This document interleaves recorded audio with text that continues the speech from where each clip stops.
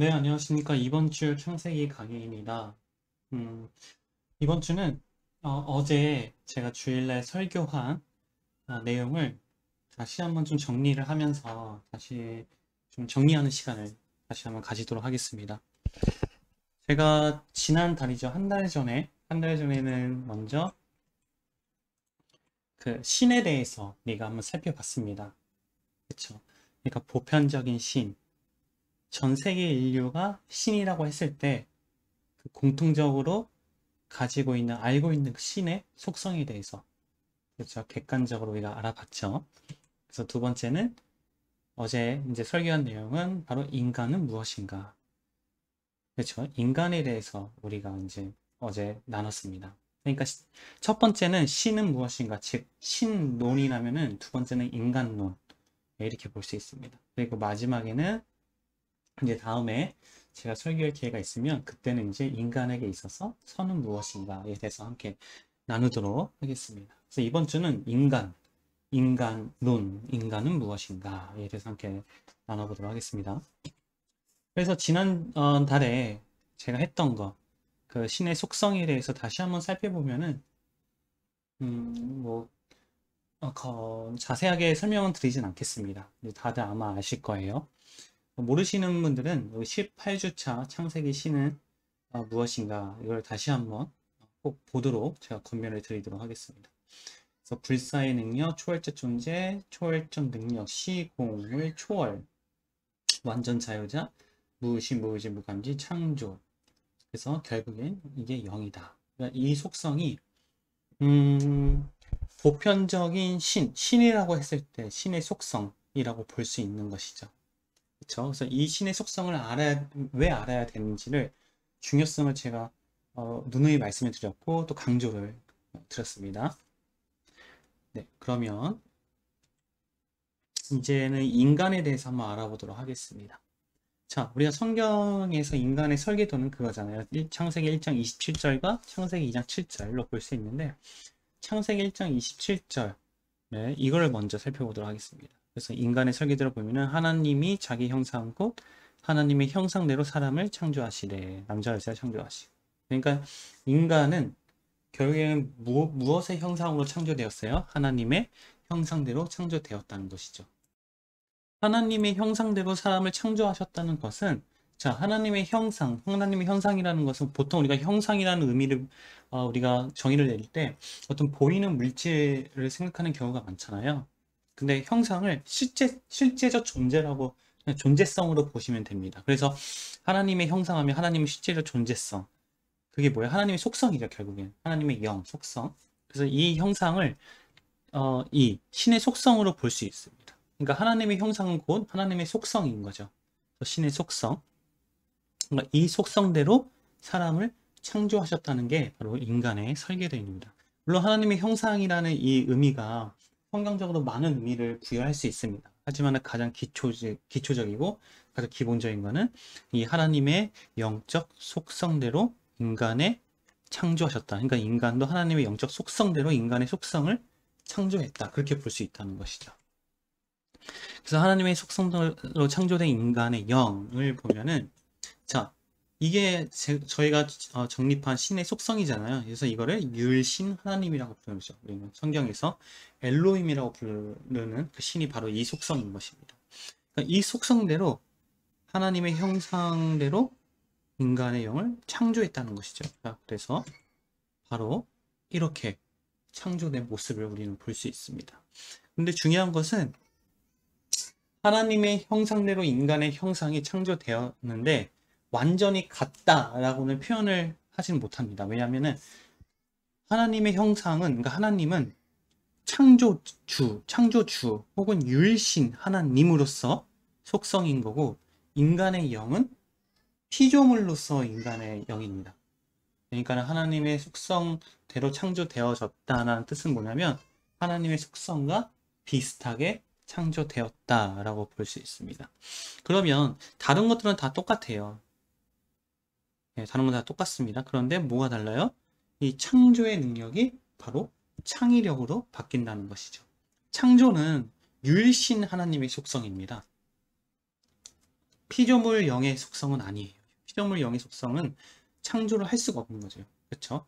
율신이기 때문에 창조가 가능한 거, 창조의 능력이 가능하다는 것이죠. 그러면 인간의 영은 이 창조가 어떻게 바뀌냐면 바로 창의력으로 바뀝니다. 그러니까 실제적인 존재, 물질을 무에서 유로 있게는 못하지만은 무에서 유로 무에서 유로 하려고 그러니까 새로운 것을 더욱더 알아내고 그거를 만들어내고 찾아가려는 그런 의식, 욕구는 살아있는 거죠. 그러니까 창조 능력의 의식은 살아있는 거죠, 인간에게. 그쵸? 그래서 그거를 창의력이라고 제가 표현을 했습니다. 물론 이 표현을 여러분들이 각자 정립한 단어대로 바꿀 수 있어요, 충분히.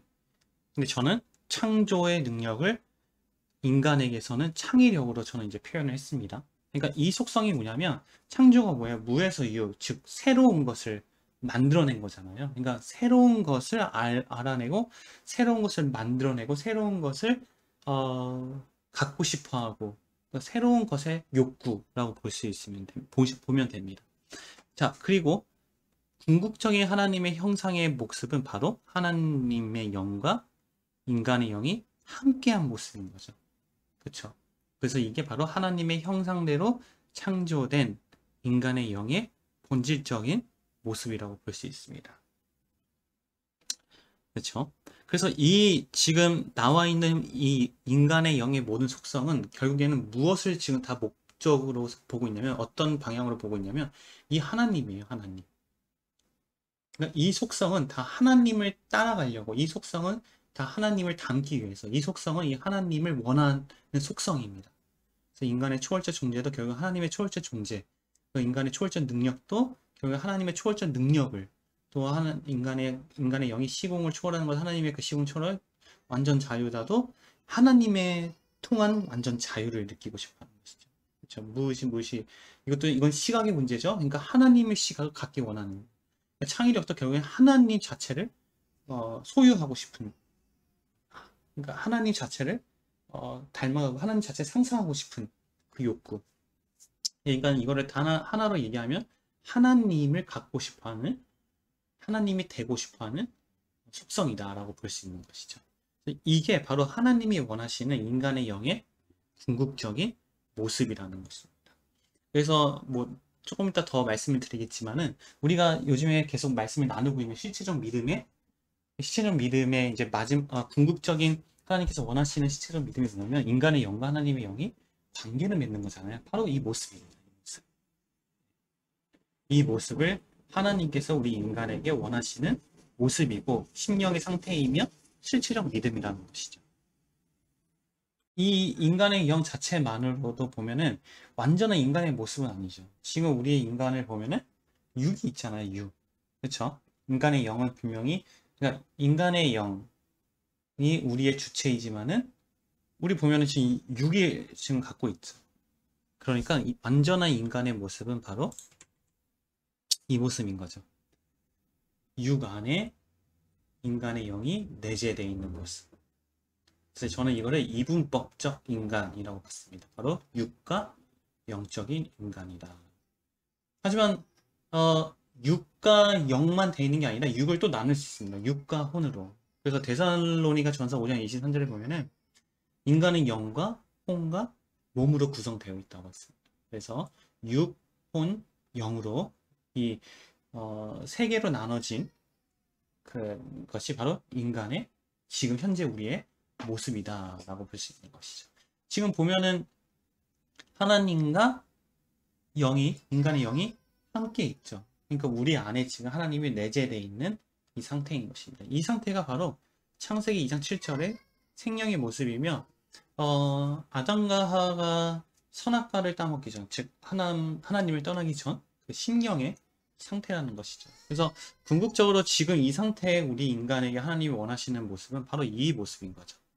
전에도 제가 말씀을 드렸다시피 하나님의 영이 우리 인간의 이 육 안에 있는 심령에 들어와서 주인으로 함께하는 모습인 것입니다. 그래서 이 모습이 완전한 하나님이 원하시는 인간의 모습이다 라고 볼 수 있는 것이죠. 그럼 여기서 의문점이 드는 게 뭐냐면, 하나님은 왜 인간의 영을 이 육 안에 넣으셨을까? 그쵸? 이 의문점이 들 수밖에 없죠. 왜냐면은 여러분들 그 인간의 속성에 보면은, 그러니까 하나님의 원래 신의 속성이죠. 형상대로 창조되어진 인간의 속성, 영적 속성을 보면은 초월적 존재, 그러니까 초월적 능력, 시공을 초월하는 이 속성이 있잖아요. 그러니까 이 속성이 다른 말로 표현하면 바로 통일성입니다. 무슨 말이냐면, 처음에 A로 시작했으면 끝까지 A로 가는 거예요. 이게 영적 속성입니다. 근데 인간은 처음에 A였는데 나중에 가면 B로 바뀝니다. 그러니까 간단한 예로, 인간이 태어났어요. 태어난 모습은 뭐예요? 아기잖아요, 아기. 그쵸? 그런데 이 아기가 나중에 가서는 어떻게 돼요? 나이가 드신 할아버지나 할머니가 되겠죠. 결국에는 돌아가시죠. 그러니까 모습이 변하잖아요. 그쵸? 통일성이 되지가 않는 것이죠. 또 인간이란 것은 오늘 나는 이렇게 결정했는데 내일 또 마음이 바뀔 수 있는 것이죠. 그렇죠. 그러니까 이게 육이 있는 인간의 바로 모습입니다. 그런데 오직 영만 있는 존재는 초월적이기 때문에 내가 처음에 A로 했으면 이게 끝까지 A로 가는 것입니다. 인간이 변하는 이유가 뭐냐면 결국엔 시간과 공간의 제한을 받기 때문에 변함이 생기는 거예요. 이 외관상의 변함도 결국에는 시간이 가면 갈수록 세태화가 되잖아요. 그렇죠? 그대로 유지를 못하죠. 아기의 모습을, 아기 피부를 나중에 90살, 100살 돼도 이 아기 피부를 갖지 못하죠. 세태화가 되잖아요. 변화가 일어나잖아요. 그러니까 변화가 이루어지는 그 원인이 바로 시간과 공간의 제한을 받기 때문인 것이죠. 그게 육의 제한이 있는 거예요. 그러니까 육은 무조건 시간과 공간에 바뀔 수밖에 없다. 그게 마음과 혼일지라도, 혼적인 것일지라도, 정신일지라도 다 바뀌게 됩니다. 하지만 영은 시간과 공간의 제한을 받지 않고 초월적 존재이기 때문에 변함이 없는 것이죠. 그래서 통일성이라는 것이죠. 그러면 만약에 인간의 영이 육 안에 있지 않고 인간의 영만 존재한다면은, 인간의 영이 만약에 죄를 지었습니다. 그렇죠? 나는 하나님을 떠날 거야. 그러면 그 인간의 영은 하나님을 떠나게 되고 그게 끝까지 가게 되는 거죠. 결국엔 지옥에 들어가게 되는 거죠. 그게 바로 천사에서 마귀로 타락한 그 과정입니다. 그러니까 천사는 초월적 존재이기 때문에 한 번 결정한 것이 끝까지 가는 거예요. 영원히. 통일성 있게. 그러기 때문에 하나님은 그걸, 영적인 속성을 너무나 잘 알기 때문에 인간에게 기회를 더 부여하게 했어요. 그러면 시간과 공간에 제한받는 육 안에 영이 들어가면은, 자, 영은 어떻게 했어요? 영은 초월적 존재이기 때문에 나오려고 해요. 그렇죠? 근데 그러니까 영은 계속해서 육을 뚫고 막 나오려고 합니다. 완전 자유자이기 때문에 어디에 속하려는 속성이 아니에요. 그렇죠? 완전 자유의 속성입니다. 그런데 육 안에 영이 들어갔다는 것은 이 전제가 뭐예요? 육이 지금 영을 잡고 있다는 것이죠. 이게 바로 육우선적 인간이다라고 우리가 이제 표현을 하는 것입니다. 그러니까 이 인간의 영은 계속 나오려고 하고, 인간의 본래적 영적 속성이 드러나려고 하고, 그러니까 육은 이 영적 속성을 계속 잡아두려고 하고, 그렇죠? 그런 갈등이 생기게 되는 것이죠.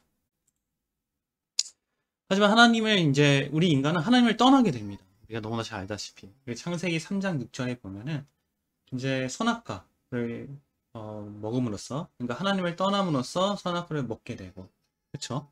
하나님을 떠난 우리의 신경은 이제 하나님이 없죠.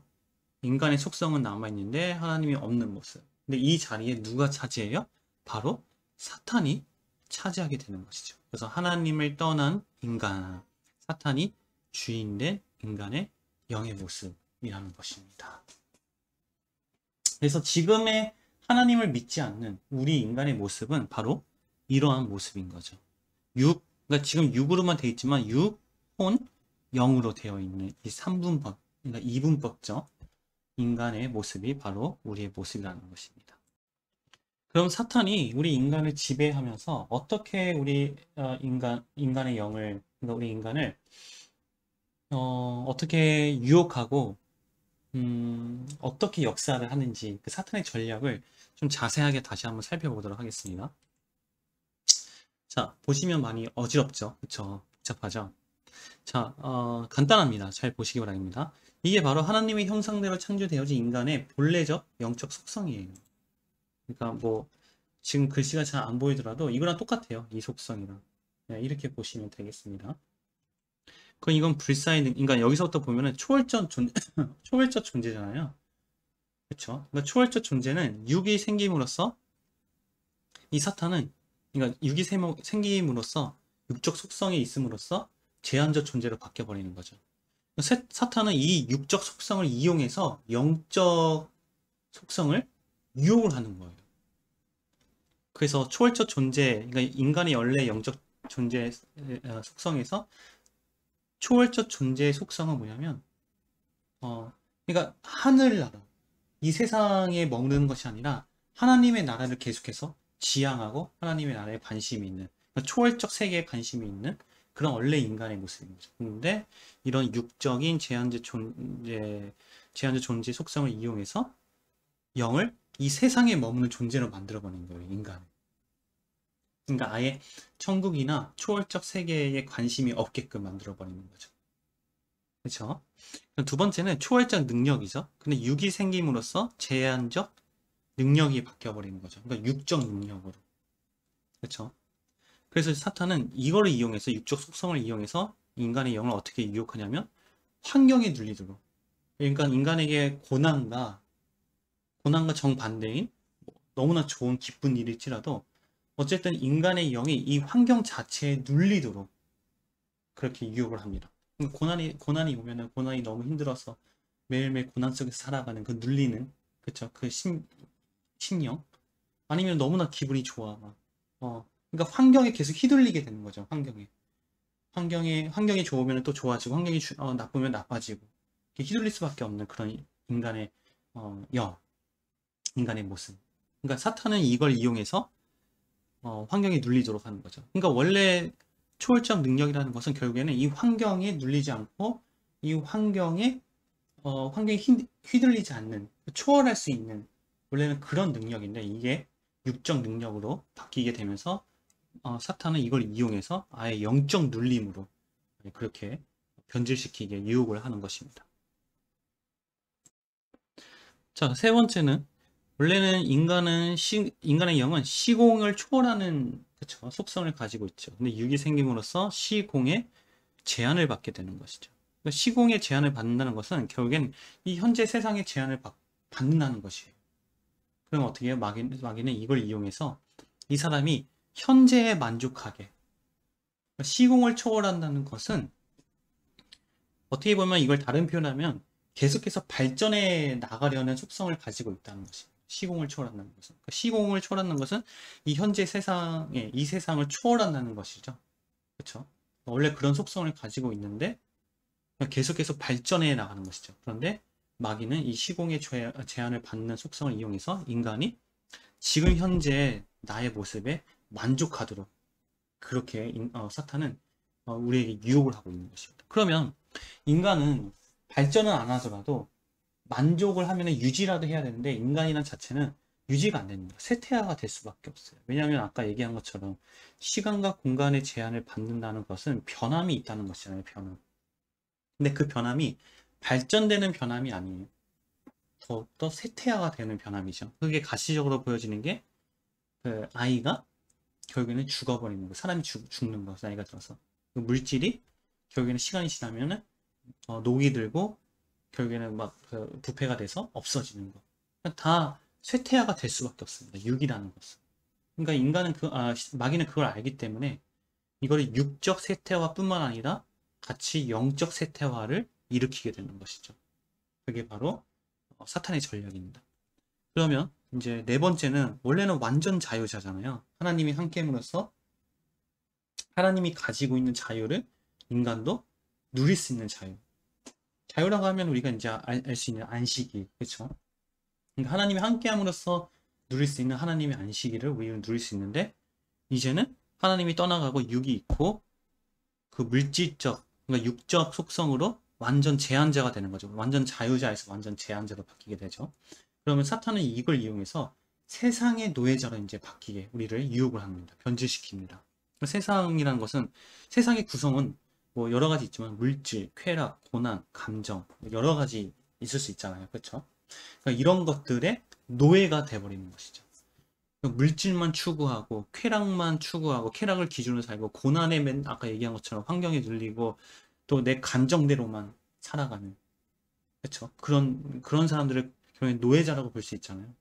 그러니까 육이 그렇게 노예자가 육에 그렇게 고착이 돼버리면은 결국엔 영이 그 육에 고착이 될 수밖에 없는 것이죠. 그러니까 영적 노예자가 돼버리는 것입니다. 영적 노예자라는 것은 인간의 영이 결국엔 세상의 노예자가 되는 것이죠. 그러니까 인간의 영이 육의 노예자로 돼버리는 것이죠. 이게 바로 마귀가 인간을 유혹하는 또 전략입니다. 예.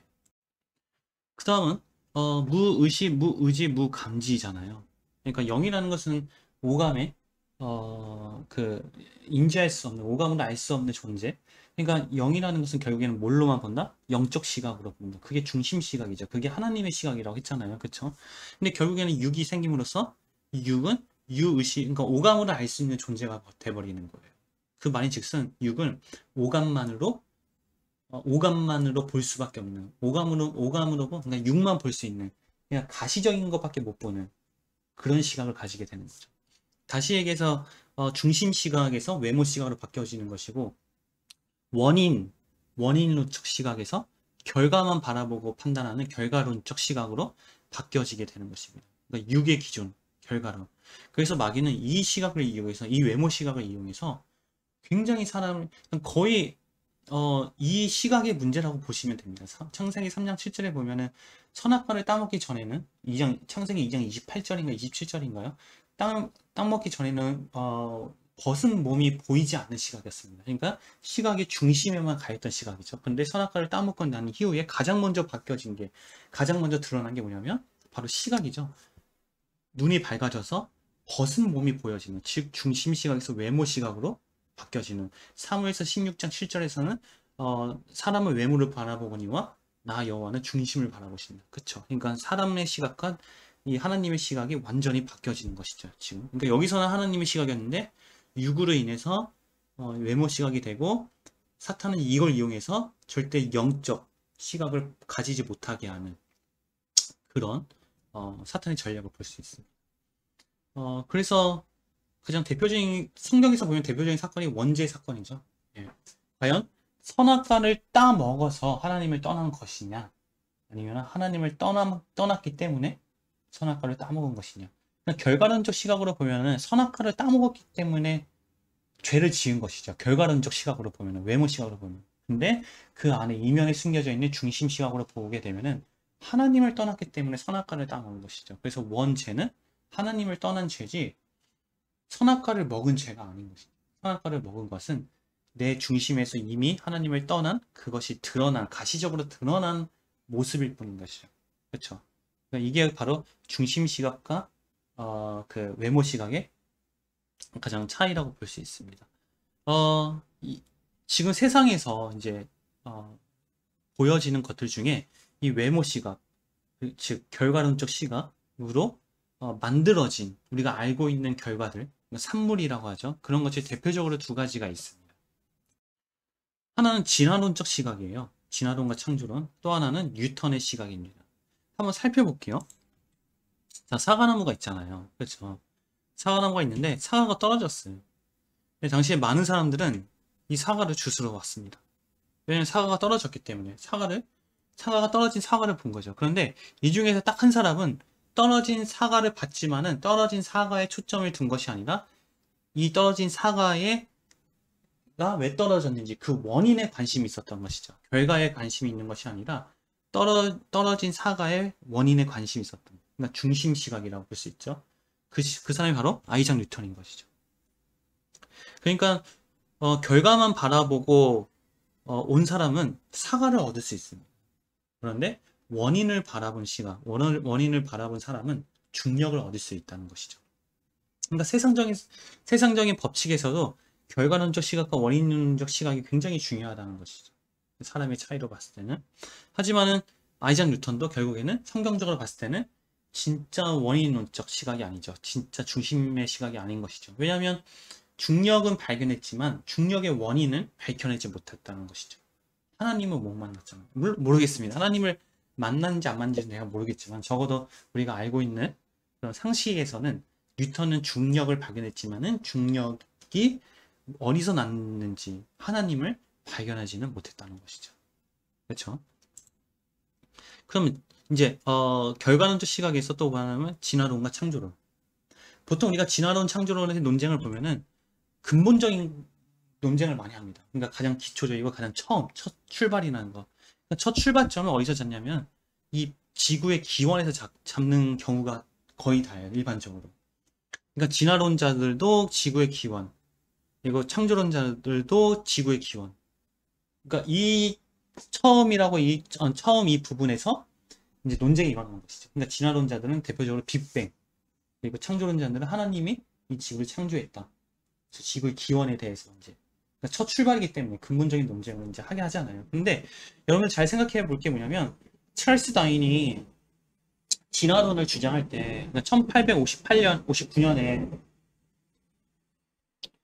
종의 기원이라는 책을 내잖아요. 그렇죠. 그때 그 이후부터 이제 진화론의 어떤 과학적 원리가 굉장히 이 세상에서 센세이션을 일으키게 됩니다. 근데 생각해 보면 찰스 다윈이 이 지구의 기원에 대해서 이미 빅뱅부터 해가지고 그렇죠. 그리고 종과 종의 기원 뭐 그런 것들을 이미 알고 나서 그거를 순서대로 가다 보니까는 그래서 인간이 결국에는 진화론적 인간, 그러니까 동물과 같은 인간이다라고 주장을 했을까요? 그렇지 않습니다.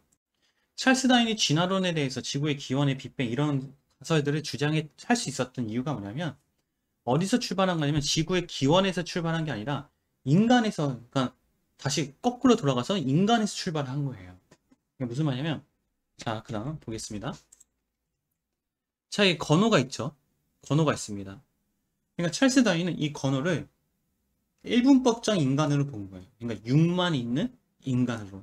그러니까 인간 자체를 육적 인간으로 그렇게 단정을 짓고 역순으로 가다 보니까는 그래서 지구의 기원은 빅뱅이다까지 그리고 종과 종의 기원이 이래 이래서 가능하다라는 것을 그런 가설들을 주장할 수 있었다는 것이죠. 그러니까 근본적인 첫 출발점은 지구의 기원이 아니라 인간입니다. 인간 오히려. 그러니까 지구의 기원에서 출발하면 인간은 가장 마지막이잖아요. 그렇죠? 그런데 첫 출발점이 인간에서 출발한 거예요. 그 진화론을 주장했던 찰스 다윈은. 그러니까 창조론자들도 이렇게 봐야 되는 것이죠. 첫 출발점이 어디냐면 지구의 기원이 아니라 인간에서 시작되는 것이죠. 인간. 그러면 논쟁은 쉽습니다. 인간이 육으로만 되어 있는 인간이냐 아니면은 인간이 육과 영으로만 되어 있는 인간이냐 이것만 밝혀내면 돼요. 0이 있으면 절대 진화론이 될 수가 없습니다. 0이 있으면 A라는 종에서 동물에서 인간으로 변화가 될 수가 없어요. 영적 존재라는 자체가 변함이 있을 수 있는 존재가 아니잖아요. 우리가 아까 신의 속성에서 인간의 영의 속성에서 봤다시피 통일성과 초월적 존재이기 때문에 그러니까 이미 모순이 되는 거예요. 그리고 애초에 진화론을 주장하는 찰스 다윈은 영이라는 것은 아예 없다라는 전제 하에서 이 논리를 만들었기 때문에 그러니까 창조론과 진화론의 논쟁의 출발은 바로 인간이 육으로만 되어 있냐, 영과 육과 영으로 되어 있냐 여기서 출발한다는 것이죠. 그런데 아무리 진화론을 주장하는 사람들, 유물사회론자들도 어떤 영에 대해서, 영의 존재에 대해서, 그러니까 신의 존재에 대해서, 4차원 세계에 대해서 그거를 그냥 부인할 뿐이지 이거를 사실은 난 믿어지지 않는다라고 얘기를 하지는 못해요. 오히려 영이 있고 신이 있고 귀신이 있고 영적 존재가 존재한다는 것을 이거를 부인하는 주장이 오히려 더 많이 없습니다. 뭐 이런 것, 그러니까 그런 사람들에게도 영이 있냐, 그러니까 너는 귀신이 있다고 생각하느냐, 믿냐 하면은 자기가 믿지 않을 뿐이지 사실은 그걸 인지하고 믿고 있어요. 그 사람들도. 그렇기 때문에 인간은 그러니까 창조론과 진화론자들의 이제 그 논쟁의 출발은 바로 인간이 6으로만 되어 있냐 아니면 6과 0으로 되어 있냐, 여기가 이제 첫 출발점이라는 것이죠. 그렇죠? 그러니까 뉴턴의 시각이나 이 창조론과 진화론의 논쟁의 잘못된 그 출발점이나 결국에는 무엇 때문에 그래요? 이 외모 시각 때문에 그래요. 인간이 외모 시각 때문에. 인간이 결과론적 시각만 가지고 있기 때문에. 그러니까 인간은 절대 결과만 볼 수밖에 없어요. 이게 인정이 돼야 됩니다. 그러니까 유기에 있는 인간은 하나님의 역사가 없는 이상 무조건 육만 볼 수밖에 없다. 그러니까 영이 중심 시각을 가질 수 없다라는 것이 완전히 인정이 돼야 됩니다. 자, 그래서 인간은 그래서 중심 시각이 아닌 외모 시각을 가지고 있고, 사탄은 이걸 이용해서 중심을 바라보지 못하고 오직 외모에만 바라보게끔 유혹을 한다는 것이죠. 다음은 육적 창의력입니다. 원래는 창의력이잖아. 이거는 영적 창의력이에요. 영적 창의력. 그러니까 아까 제가 말씀드렸다시피 인간의 영적 속성은 다 어디를 향하고 있어요? 하나님을 향하고 있어요. 하나님. 그러니까 하나님을 떠났음에도 불구하고 이 영적 속성을 이용해서, 인간의 영적 속성을 이용해서 다시 하나님을 소유하고 싶은, 그쵸? 그러니까 그게 바로 인간의 본래의 영적 속성인데, 이게 육이 있고 이제 육으로 변질되면서 사탄은 이걸 이용해서 하나님을 믿는 것이 아니라 하나님을 못 믿게끔 만들어 버리는 것이죠. 그래서 영적 창의력은, 그러니까 하나님을 향하는 창의력은 육을 향하는, 그러니까 육만 생각하는 창의력으로 바뀌게 된다. 것이죠. 그러니까 영적 창의력이 있기 때문에 우리가 하나님을 믿을 수 있고 하나님을 알 수 있고 하나님을 받아들일 수 있는 것입니다. 그러니까 하나님께서 우리에게 역사를 하시잖아요. 구원에 대해서. 성령의 역사가 있을 때 막무가내로 우리에게 그냥 무조건적으로 역사를 하시는 것이 아니라 우리가 가지고 있는 어떤 기능을 이용해서 그걸 통해서 우리를 역사하는 것입니다. 그 중에 하나, 그러니까 이 속성 중에 영적 창의력인 것이죠. 영적 창의력이라는 것은 아까 얘기한 것처럼 무에서 유를 만드는 것이잖아요. 그러니까 의식으로 보면은 새로운 거, 원래 기존에 있던 것이 아니라 기존에 있던 것은 인간이죠. 인간의 영. 근데 새로운 거, 하나님의 영. 하나님의 영을 알고 관심이 있게 하고 그거를 받아들일 수 있게끔 하는 그 도구가, 기능이 바로 영적 창의력인 것이죠. 근데 이거를 이제는 마귀가 육적 창의력, 그러니까 하나님과 반대되는 것을 이제 육적 창의력을 이용해서 이제 그걸 만들어내는 것입니다. 그래서 인간이 하나님을 떠나고 하나님께 죄를 지을 수 있는 게 바로 육적 창의력이 있기 때문이에요. 왜냐하면 가장 영적 창의력의 최고의 가장 반대가 육적 창의력이잖아요. 그러니까 하나님을 받아들이는 것에 다시 완전히 반대가 하나님을 떠나는 것이죠. 그렇죠? 그래서 이게 있기 때문에 그 동물과 인간의 차이라고 또 볼 수 있어요. 그러니까 창의력이 있기 때문에 인간이 동물을 지배할 수 있는 것입니다. 힘으로 보면은 동물보다 인간의 힘이 떨어지는 경우가 많죠. 코끼리도 그렇고 사자도 그렇고, 육적 능력으로 보면은 아무리 초식동물이더라도 인간보다 훨씬 빠르고, 그쵸? 그런 힘들이 더 있잖아요. 그런데도 인간이 동물을 지배할 수 있는 것은, 이 세상을 지배할 수 있는 것은 지능의 문제가 아니라 창의력 때문에 그래요. 이 창의력 때문에 인간은 무기를 만들 수 있는 것이고 반도체를 만들 수 있는 것이고 하늘을 나는 비행기를 만들 수 있다는 것입니다. 그래서 동물을 지배할 수 있는 것이고, 또한 동물들은 신을 상상할 수가 없어요. 그러니까 영이 없기 때문이지만 결국에 어떤 속성 때문에 이 영적 창의력이 없기 때문에. 그런데 인간은 신에 대해서 상상을 하고 이해를 할 수 있잖아요. 그러니까 믿든 안 믿든 간에 이해는 되잖아요. 그렇죠? 귀신을 이해할 수 있고 천국이라는 것을 들었을 때 이해는 되잖아요. 지옥과, 그렇죠? 4차원 세계 같은 것들. 그렇게 인지를 하고 이해할 수 있는 이유가 뭐냐면 이 영적 속성이 그러니까 창의력 때문에 그렇다라고 볼 수 있는 것이죠. 결국에는 사탄은 육적 창의력에 의해서 하나님을 떠나게 하고, 그거에 대해서 이제 나타나는 것이 뭐냐면 상상할 수도 없는 악한 일을 저지르게 되는 것입니다. 반대로 상상할 수도 없는 선한 일도 또 할 수 있는 것이죠. 근데 마귀는 이걸 하게 해요. 근데 뭐만 없으면 돼요? 하나님만 없으면 선한 일을 할지라도 하나님 없기에 상상할 수도 없는 선한 일을 하는 거죠. 그래서 누군가를 위해서 진짜 목숨을 바쳐서 죽는 경우도 결국에는 하나님 없이 선한 일을 하게끔 하는 것입니다. 그리고 우리가 뭐 뉴스에서 많이 보다시피 상상할 수도 없는 악한 일이 일어나잖아요, 지금. 인간이 그럴 수 있는 이유가 뭐냐면 바로 창의력 때문이에요. 이 창의력을 악한 쪽으로 사용하니까 악한 일의 극치인 창의력을 우리가 적용을 해서 상상할 수도 없는 창의력을, 악한 일을 저지르게 되는 게 바로 인간이라는 것입니다.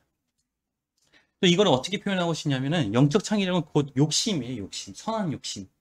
무슨 말이냐면, 그러니까 보이지 않는 영적 존재인 하나님을 상상하고 그 하나님의 욕심을 내도록 하는 기능인 거죠. 근데 이게 바로 육적 창의력으로 변질이 되면서 탐심으로 바뀌게 되는 것입니다.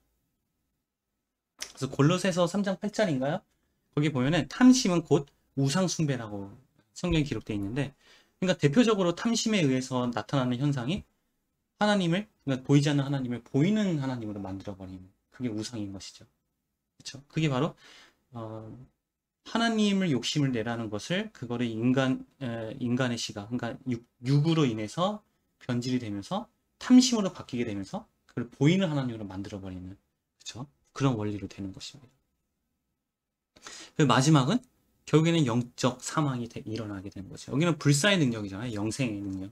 근데 이게 결국에는 육을 통해서 육적인 죽음을 맞게 되죠. 육적인 죽음을 맞게 되면 육적인 죽음에서 나오는 그 두려움, 그런 것들을 사탄을 이용해서 영적 사망으로 완전히 유혹을 하게 되는 것입니다. 그리고 간단하게 얘기하면 이 영에 지금 하나님이 없잖아요. 그러니까 이 불사의 능력이라는 것은 그러니까 불사라는 의미는 두 가지가 있습니다. 첫 번째는 영원히 존재하는 능력, 그러니까 영원히 존재하는 능력, 없어지지 않는 능력.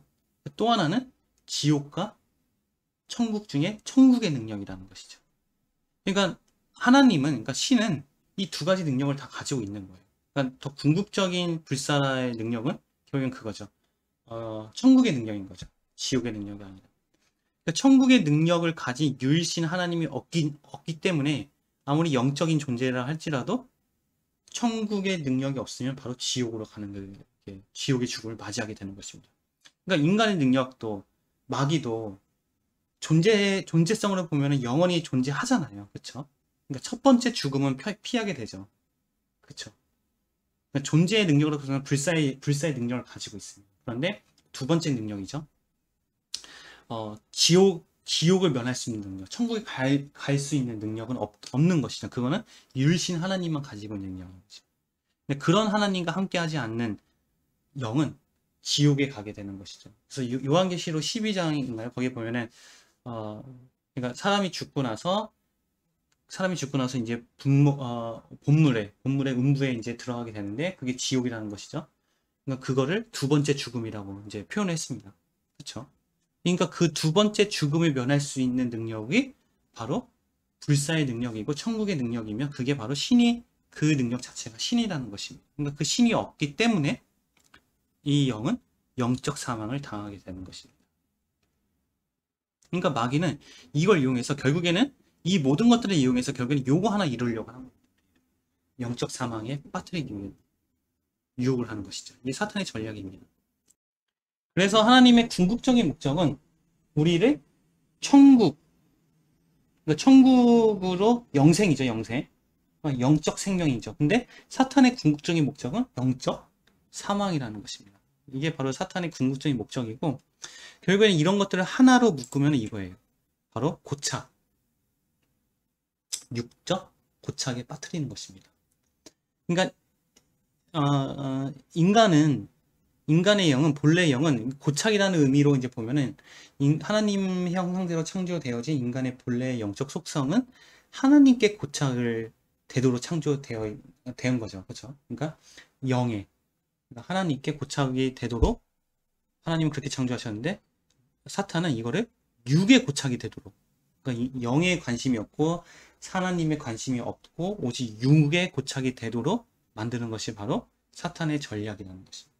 그러니까 이런 속성들이 다 결국에는 그러니까 사탄이 이걸 이렇게 하는 이유가 뭐냐면, 이렇게 복잡하지만은 간단하게 얘기하면 바로 육적 고착에 빠지도록, 그러니까 육에 완전히 빠지도록, 예, 그게 바로 사탄의 전략이라고 볼 수 있습니다. 이게 바로 우리 현재 인간의 모습입니다.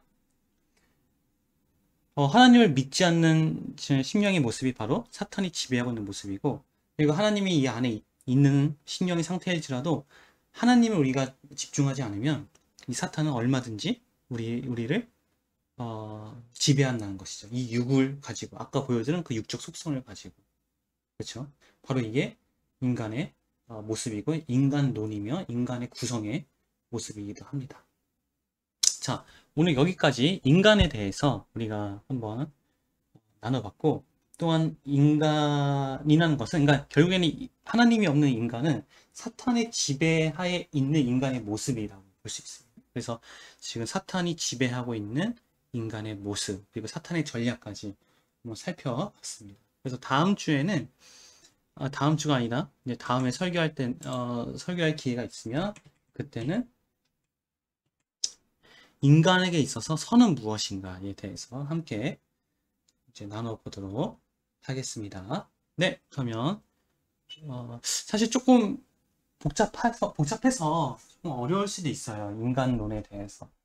그래서 여러분들 이걸 보시고 나서, 그러니까 제가 설명을 잘 못한 부분도 있고 하니까는, 이해가 안 되고 궁금한 부분이 있으면 저에게 꼭 개인톡이나 하여튼 저에게 꼭 연락을 주시기 바라겠습니다. 언제든지 무엇이든지 꼭 질문을 해주시기 바라겠습니다. 자, 그러면 감사합니다.